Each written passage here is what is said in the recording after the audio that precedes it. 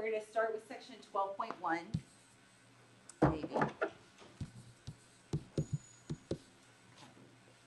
And we talked about the definitions and stuff like that the other day, like domain, and these are all basic Calc 1 ideas.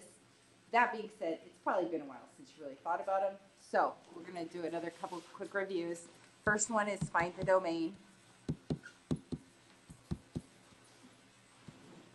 I think we did one of these the other day. This one is at least a little bit, smidge more complicated. When you're evaluating on a vector valued function and you're finding the domain, you're really looking for limitations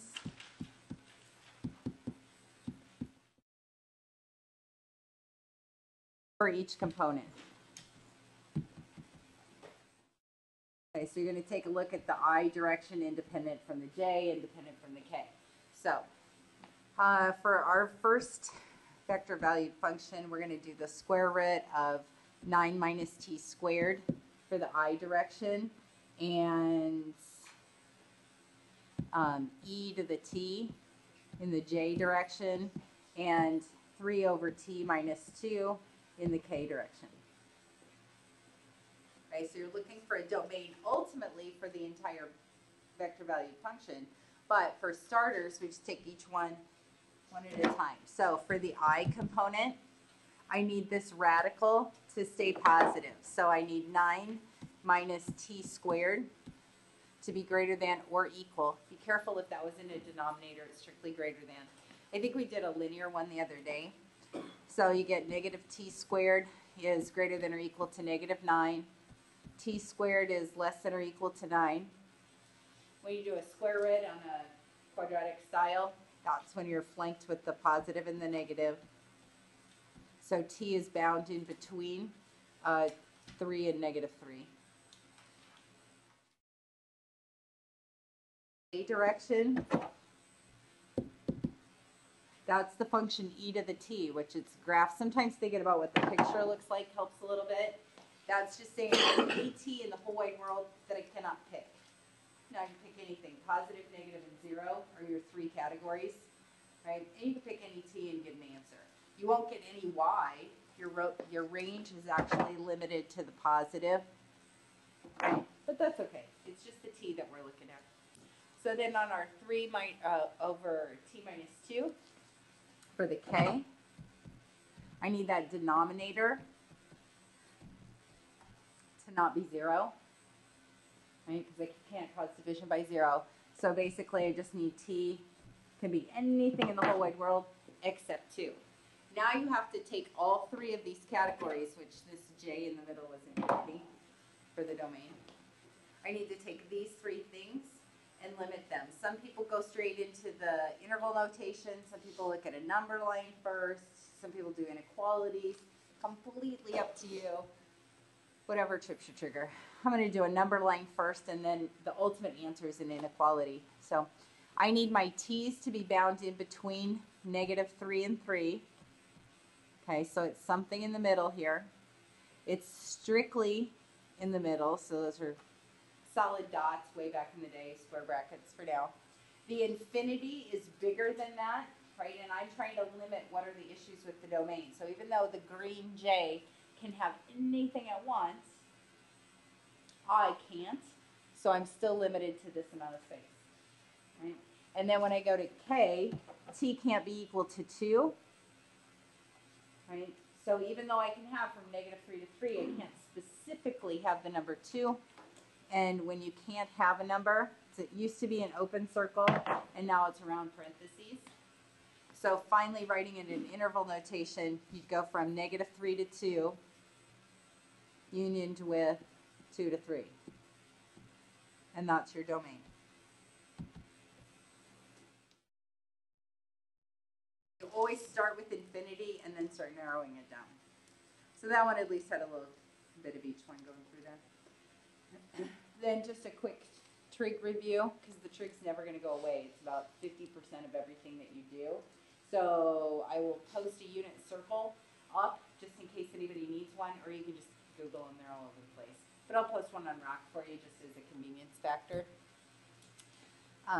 this is just an evaluate. The only purpose of this question is to get you familiar with the vector valued function and start to look at its parts. It is not intended to be a difficult question. It being trig, sometimes it is.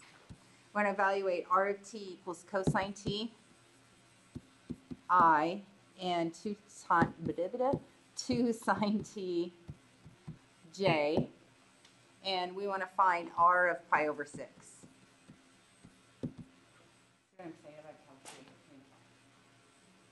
It's new notation, right? But you've been doing this for many semesters, sticking a number in and getting an answer. A little weirder since it's the trig combination. So this is the cosine of pi over 6 for I, plus 2 sine pi over 6 j. So if you think in degrees, that's 30 degrees. If you think in radians, pi over 6. So the cosine is square root of 3 over 2. I plus 2 times a half, which is 1 j.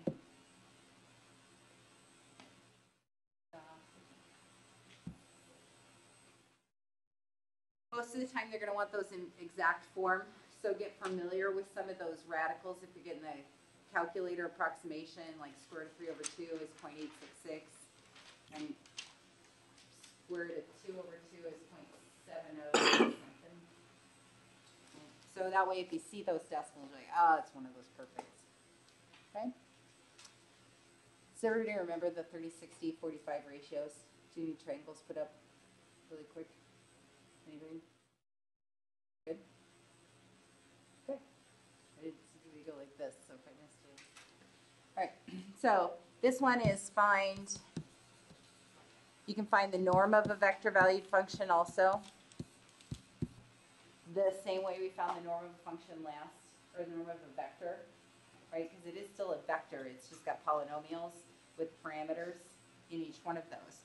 So this one, r of t, is equal to sine 3t for I and cosine 3t for j and minus t. Okay, so the norm is just like finding the length, right? So Pythagorean theorem. So the norm of r is the square root of, this is going to be sine squared of 3t. Remember, you don't do anything to 3t. It's just sine is being squared. Plus cosine times cosine is going to be cosine squared of 3t. Plus t squared. Simplify those as much as possible. You're going to see sines. You see all of those circular or Pythagorean theorem ones a lot. Like sine squared plus cosine squared is 1. Right? It doesn't matter what the angle is as long as it's the same. It can be theta and theta or 2t and 2t. Doesn't matter what it is. So this is going to be the square root of 1 plus t squared. So a bit long there. And then watch out for the trick question. Yes, they're both perfect squares, but you cannot take the square root of sum, only a product. So it's game over right here.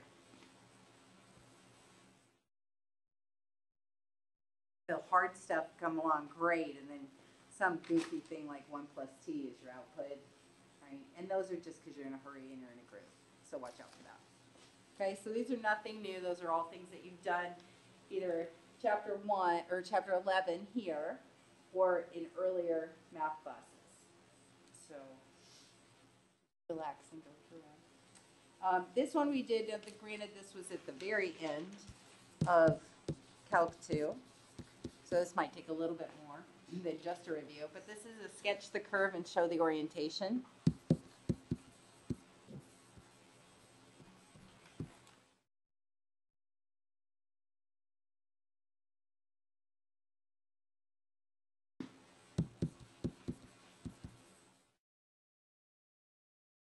Okay, and your vector valued function r of t.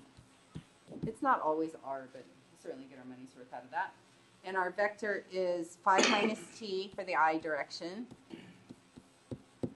and square root of t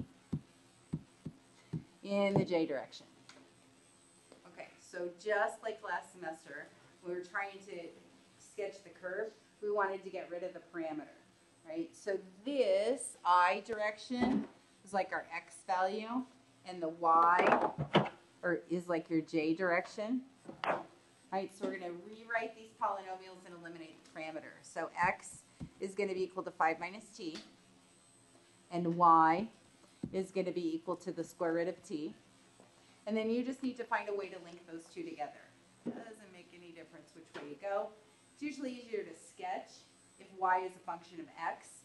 So we kind of like to link them this direction. Not that it's a big deal if it's easier the other way. Okay? But if I decided to go this way, then t would be equal to 5 minus x, right? Add it over and subtract it over. And then we'll stick that into the square root function. So y is equal to the square root of the new t, 5 minus x. Okay, so far so good? Okay, so this is a square root function, except it's a 5 minus x instead of an x minus 5, so it's going to go the other direction. Right, so if this is 5, right, the largest, thinking about the limitations on your domain again, right here, our x value can't be 6. Right, so this is decreasing or going to the left, and it looks like this. Now, if we cared about orientation on this one, we need to pick different values for t. T can't be negative because of, because of this term right here, right? We can't have a negative t value. So we're just, but t can be 0, so I'm just going to pick t equals 0 and t equals 1, same as we did last semester. So t and x and y. So if t is 0, then x is equal to, t is 0. X is equal to 5, and if t is 0, y is 0. Then we take another point. At this point, you really can tell where the orientation is going anyway, because you started at 5, 0. If this is our red dot spot, if I started at the end of the line and I'm increasing my t, I pretty much have to follow the curve to the left, right? But we'll just verify that with a 1. If t is equal to 1, x is equal to 5 minus 1, which is 4. And if y is equal to 1, we get the square root of 1, which is 1. So we're going over 4 and up 1. So we'll say that's the blue dot. All right, just a sketch. Doesn't have to be on a perfectly labeled graph. So I started at the red and went towards the blue, so my orientation is following the curve up. Okay. And that was all you had to do for orientation, was show where that arrow was. The little chart was your justification. But as far as answering the question, I'm just looking to make sure the arrow is going the right way. So far, so good? Okay. In that case. Oh, what else did we have? Oh, limits and continuity. So this whole section is kind of covering an entire, this one section is covering an entire chapter from Calc 1. Getting you to think about all the basics of a function, because we're taking derivatives and integrals and everything that you learned in Calc 1 and combining those with the vectors that we did in Chapter 11 and putting them together. Okay. So for a limit,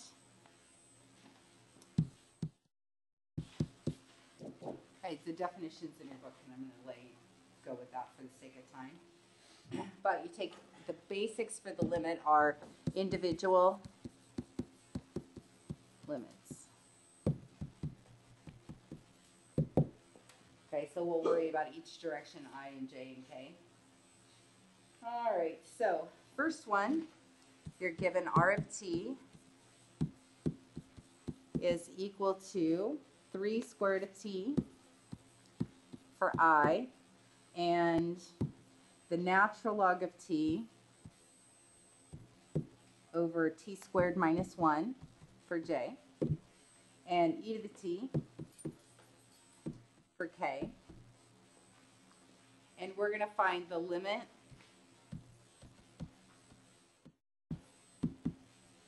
as t approaches 1 of r of t. And most of the time, the function or the vector function is going to be predefined someplace else, and then they'll just shorthand this. And t can go anywhere. It can go to 0. It can go to a constant. It can go to infinity. Right? Same as limits did in Calc 1.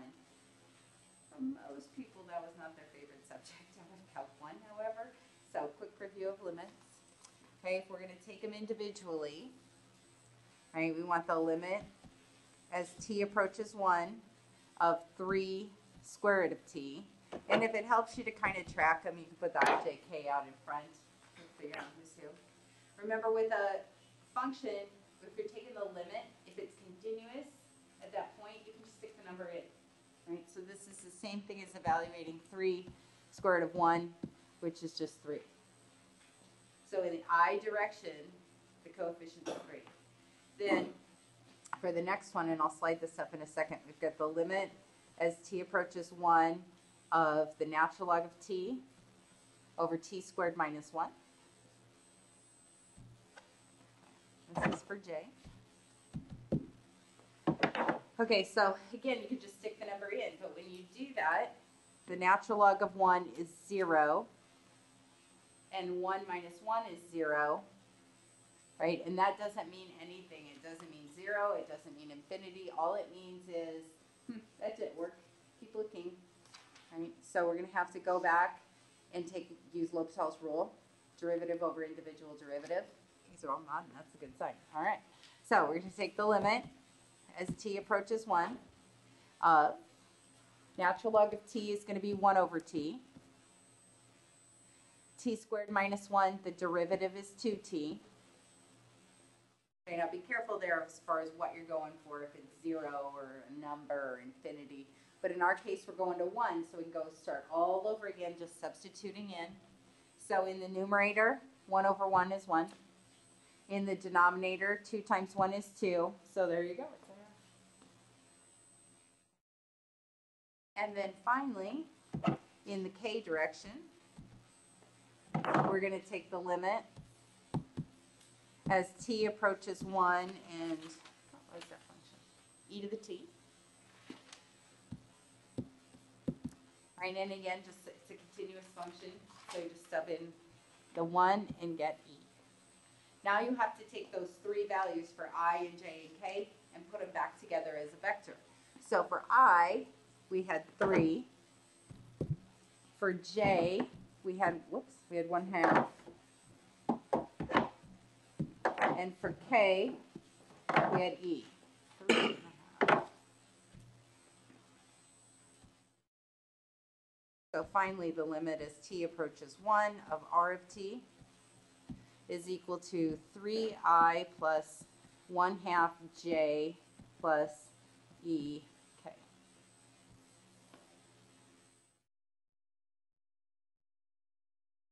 The limit value, wherever it is that it's going, it has to be the same for each one. So you're going to take the limit as t approaches 1 in every.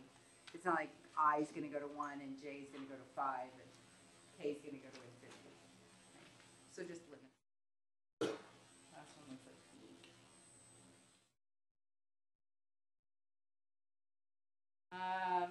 Let's see. This one I just wanted to talk about too is really not an intense question, but sometimes you don't really think about the interval notation because you haven't done it in years. But this is like early algebra. But this is determine the intervals of concavity, or sorry, intervals of continuity.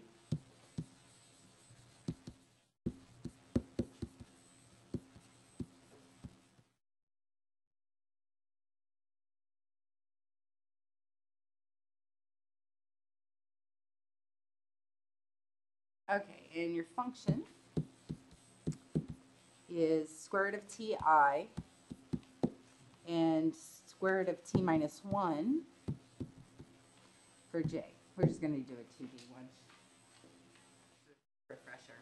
And again, it doesn't, whatever tricks your trigger here, but I'm going to do it as a number line issue because it's probably the most visual thing that you can work with. Okay. So in this, for this first one, t has to be greater than or equal to 0. Right? I don't actually graph on the number line. I always put them above or below so I can kind of see what's going on with these. So t has to be greater than or equal to 0. Just going this way.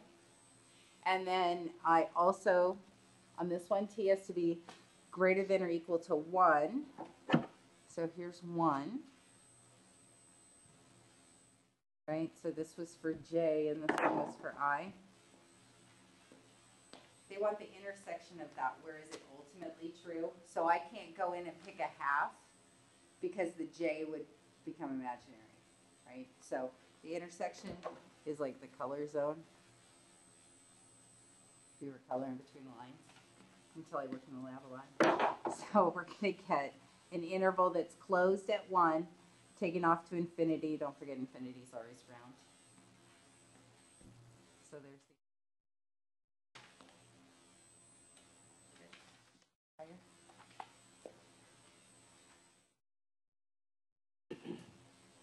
good enough? Lovely.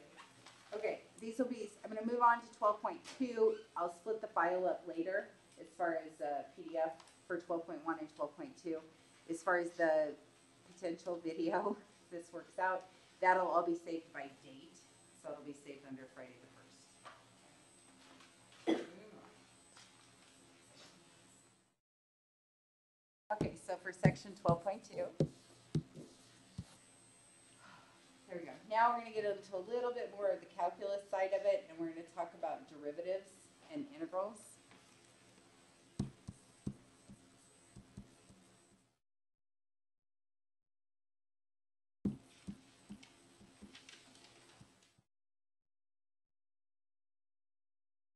Okay, and here's the deal. When we found the domain, we looked at each piece individually.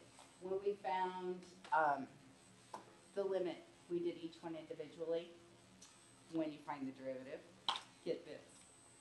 Find each one individually. Okay, so if you have r of t and you want to find the derivative, some different notation that they would use for that is a derivative with respect to t of r of t, or you can still use the plain old prime notation, r prime of t. Kind of depends on what it is you're working with. If it's a long combination of ideas, we'll use this first one, derivative with respect to t with that capital D. It was just a quick get in, get out, just like y prime, we'll use the second one. Okay?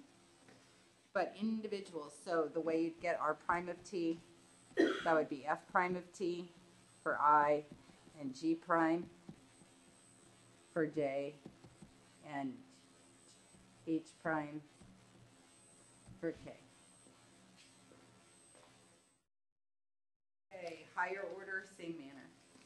If you do a second derivative, just like you found a second derivative in Calc 1, you just do it again. But you can't get to the second without the first. Okay. So let's do a quick one of those. Let's say you're given r of t is equal to natural log of t squared and e to the 4t and square root of t. And it doesn't always have to be written up ijk. It can be written in this component form instead. It doesn't make any difference. It's all good. But if I go to find r prime,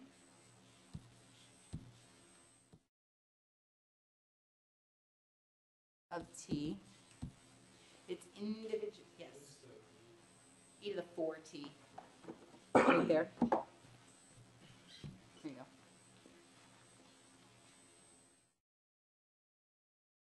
Okay, when you go to find those derivatives, some helpful hints. Remember your f of t, this will still be my boxable answer, but remember your f of t, where it starts out as natural log of t squared. Algebra first, and then calculus, it's just a lot easier. So I'd rethink this as 2 natural log of t, then worry about taking the derivative. So it's 2 over t. To the 4t, don't forget the derivative of the exponent, so that's 4 e to the 4t. exponent never changes, just don't forget derivative comes out in front. And then on h of t, you want to rethink that as t to the half. Okay, so h prime is 1/2 t to the minus 1/2. Give your answers in reduced form for fractions, positive exponents only, all that calc 1 stuff. So this is going to be 1/2t to the half. I don't care if it's a fractional exponent versus a radical. I don't care if you rationalize the denominator. Just reducing fractions, you know, like take 3/6 down to a half, stuff like that. Otherwise, there you go. Oh, and I forgot my bracket on the end. So depending on how complicated the derivative is, a lot of these that we've done today is not a lot of work to show. You either know it or you don't. And we're not trying to get tricky. You could still see a product or quotient rule. That can still happen. But honestly, I'm not trying to be tricky on this. Okay. Let's see. Oh, here's a nice combination of all the parts. This one is, you're given r of t is equal to t squared plus t for I, and t squared minus t for j. And we're just going to go I and j on this one. And we want to find r prime as a dot product with the second derivative, or r double prime. Okay, so a couple things about that. You know, second order derivative, quick review of that. The dot product will no longer be a vector. It's the only place we come, well, there and in the norm. We'll get rid of it on the length also. So we need those two values. Let's go find r prime. Okay, so we're going to get 2t plus 1 and 2t minus 1 for the j. For the second derivative, right, it's just and 2j. So nice and quick, get in, get out. Now for your dot product, remember that's the I components multiplied. So r prime dot with r double prime is 2 times 2t plus 1 plus 2 times 2t minus 1, and then clean it up. So 4t plus 2 plus 4t minus 2 is 8t. You still have the parameter in there, but you won't have a vector anymore.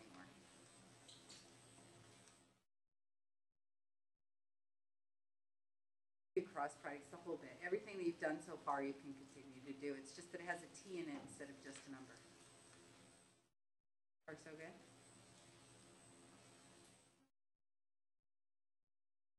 Let's see. It'll be right there. Some properties of the derivative is theorem 12.2. Make sure you read that one in your book.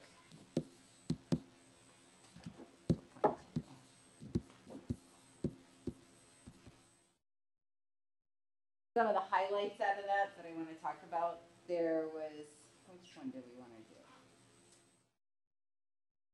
I'll do it with the cross product. This, I think, was number 5. Just trying to make a point here, okay? If you wanted to take the derivative with respect to t of a cross product, like r cross u, so we've got an r of t and a u of t. The actual theorem says that you can take those individual derivatives and do combination cross products. For example, r prime crossed with u, right, plus r crossed with u prime. Kind of looks like a product rule in a way. With your cross product. Weird, huh? Okay, but here's the thing. Now, you had to get the derivative twice, which may or may not be a big deal. But now I have to do the cross product twice. And to be honest, unless it's creating a lot of zeros, if that happens, it might be worth it, right? or if these were nasty polynomials, they were going to get much simpler. But if they were going to toggle themselves through trig, sine and cosine, so nothing got better, or it was a horrible chain or product rule, there's not a lot of advantage to going down this road. There's one homework problem that asks you to do it, and I think it's just to make you feel better about this side. So really, I just need you to get the job done. Most of the time, unless I see one that's going to create a lot of zeros, then I'll point that out to you. Otherwise, most of the time, I'm just, I always grab the wrong one. Most of the time, I'm just going to do this. Okay. All right. So, let's see. What's a more unique one with that? Derivative, oh, here, let's do this one. It's a derivative of a dot product. So, you're given R of t. Whoa, we're still yellow. Okay, you're given that R is 2 sine t for I and 2 cosine. Is that true? It's not true. Let's do a different one. Let's say it's ti and now 2 sine t for j and 2 cosine t for k. And then we've got a u of t is equal to 1 over t in the I direction and 2 sine t for j and 2 cosine t for k. And we're going to find the derivative with respect to t of r dot u. Okay, so similarly with the cross product, right, the dot product rule, we could take these derivatives and then worry about the dot product. Right. Or you can just get the dot product first. Okay, so this is what I want. First, I'm going to start with just r dot u. Right, that's not going to be a vector anymore because it's a dot product. So we're going to take t times 1 over t. Just for the notes, I'm going to write that up. You probably already wrote one. And then the next one, 2 times 2 is 4 sine squared t. And then 4 cosine squared. Remember, there's no I and j and k as you're going through there. And then t over t is just 1, so we can simplify that. Okay. Now, that was fun. I want to take the derivative, right? And there's some simplification that we can do before we get into the derivative, right? For example, these two terms, I can factor a 4 out of each one. So that leaves me with 4 times sine squared plus cosine squared.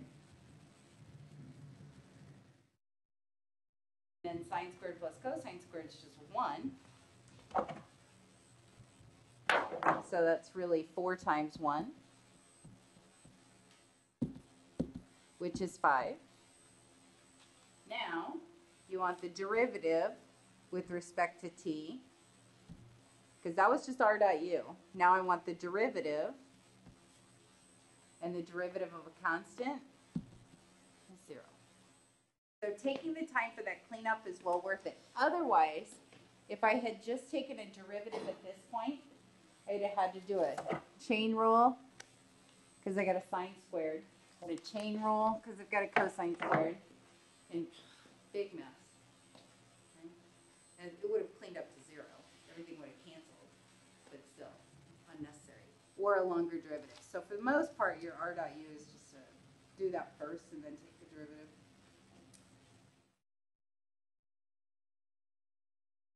Okay. Any questions on those? All right, we're going to move on to integration. This one's clipping. This little section is clipping right along. We're still in 12.2, but now we're going to be talking about integration. everything that you did in Calc 1, indefinite integrals, definite integrals, initial conditions, they're all here. Okay? So if you're going to integrate a vector valued function, that's the same as the derivative. You're going to take individual integrals. So I'll do an integral of f with respect to t for the I direction. And an integral, I'm just going to write this up in 2D because that's all the space we have here.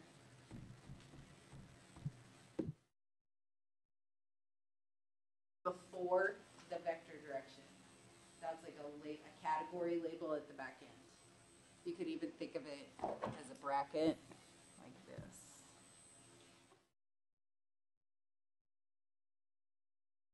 I and J and K are just telling you what direction to go. Otherwise, it's the same thing you've always done. A couple of things to note about that, however. Let's say we were going to do an integral of, and I'm just going to write this one up straight. It's if it's written as an entire R string, like this one's 4t cubed for the I direction, it puts the entire vector in there instead of splitting them apart. So 6t for the J direction and 4 square root of t for the K direction. If it puts the entire vector in there, then it'll put the dt at the back end. Okay. But you certainly can split those up into 3 separate integrals if you want to. They're all of the same nature, though. They're all just algebra. If I had an algebra and a couple of transcendentals thrown in together and they were weird substitutions that I had to think about, then I might split them apart. But here it's just regular. So this one is t to the 4th for the I direction. And let's see, 3t squared for the J direction. And a little bit more complicated on this one, right? Because we're going to rethink that as 4t to the 1/2. So we're going to get t to the 3/2 times 2/3, which will be 8/3. Okay, and that's in the K direction. Now, when you integrate, which no A to B involved, you either had A to B or C, you have 2 choices on this. If there's no initial condition involved and it's just, hey, go tell me what the antiderivative is, that constant of integration, the plus c, can just be tacked on the back end as one giant ultimate c. And that's fine. If, however, which will have an initial condition, I don't know if we'll get to it today or not, you could, each one of these, whoops, is it cubed?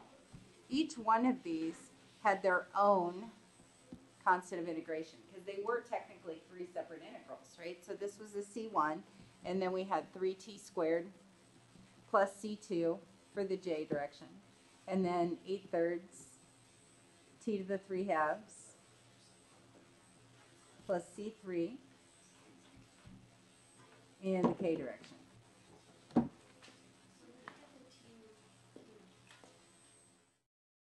I have no idea. Made it up. Good job. Thanks. Don't ever leave them up there like that.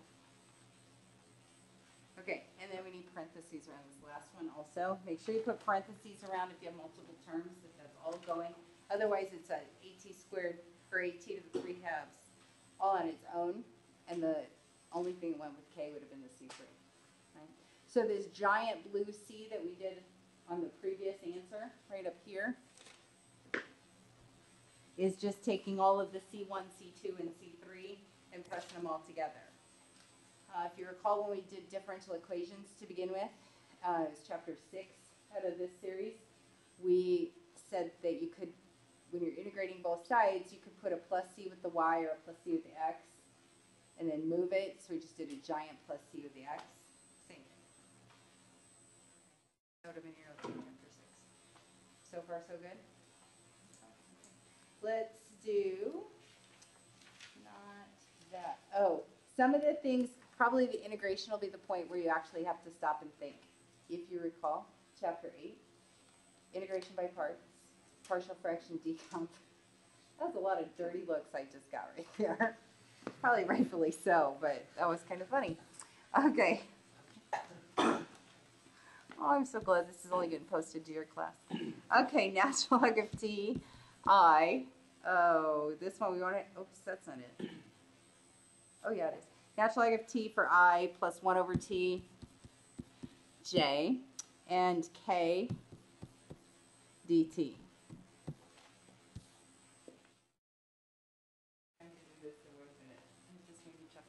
Okay, we don't know anything about the integral of, or the antiderivative of, the natural log of t. I actually do, because I've done this example a bajillion times. Not with you, but so you might recall having done that before. Otherwise, integration by parts.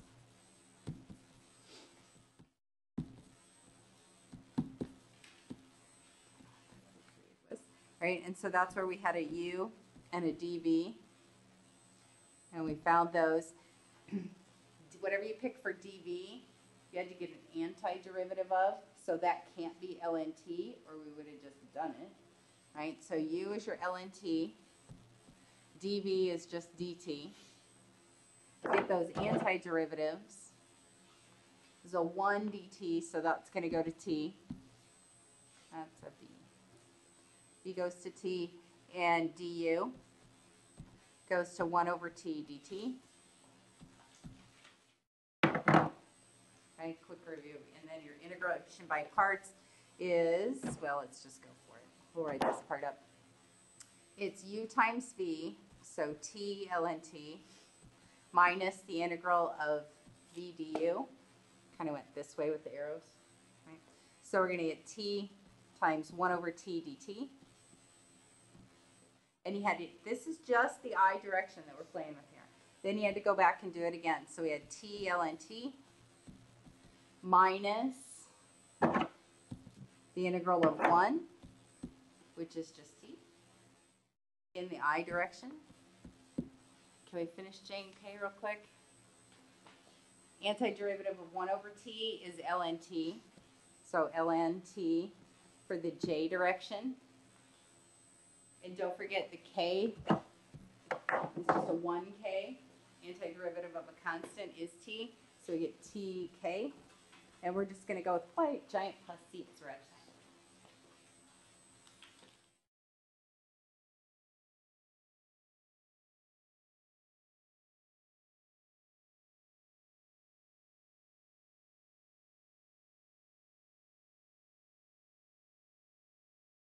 Yes. Right there.